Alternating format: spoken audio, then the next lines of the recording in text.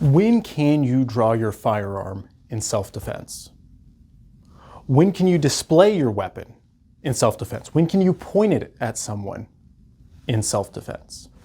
Before we answer that question, let's talk about some of the crimes you may be facing just by pulling your weapon. If you point a gun at someone, that is aggravated assault.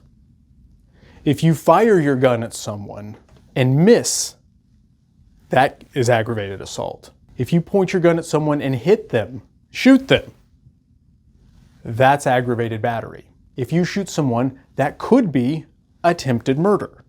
Let's talk about your defenses to these crimes. Let's talk about how you could be justified under self-defense in pulling a weapon.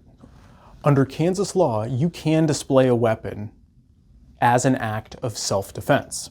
Now, of course, you need to meet the self-defense requirements in order for that to be legal and in order for that to not be one of the crimes we just talked about.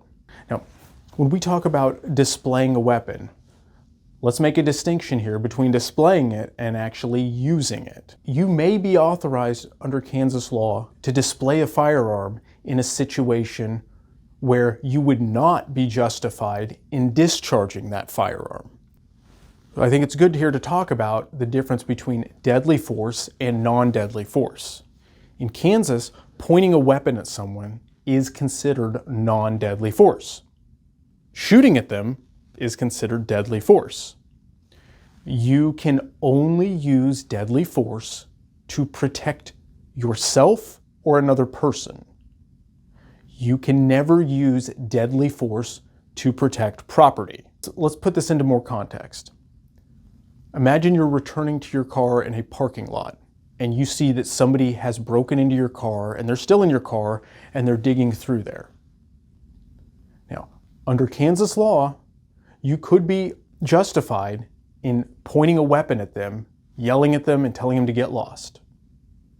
However, that same situation, you would not be authorized to pull out your gun and open fire on this person who's just digging through your car.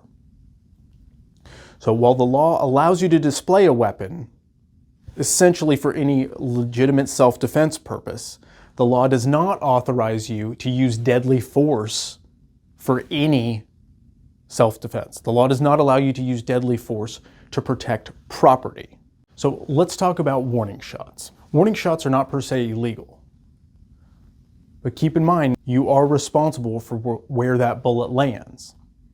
So if you fire a warning shot in 100% lawful self-defense, if you fire a warning shot in a self-defense situation and that warning shot ends up hurting someone, killing someone, or ends up damaging property, you are responsible for that, despite the fact that you were acting in lawful self-defense. Because one thing to remember is that in Kansas, you cannot claim self-defense for a reckless act.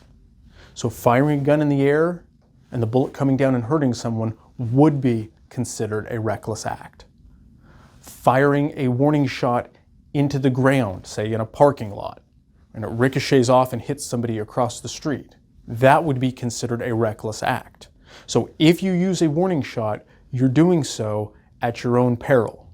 Now, the nuances of whether you were firing a warning shot or whether you were shooting at someone, it may be a he said, she said situation. There may not be enough evidence to support one way or the other, which is why you should never talk to the police, which is why you should avoid making a statement, admitting to discharging, admitting to your motivation for discharging, anything like that. If you find yourself in a situation where you have used a warning shot and now the police are involved, don't make any statements, ask for an attorney, and then shut up. If you're interested in learning more about self-defense and the use of force, click on the link below to check out some more of our videos.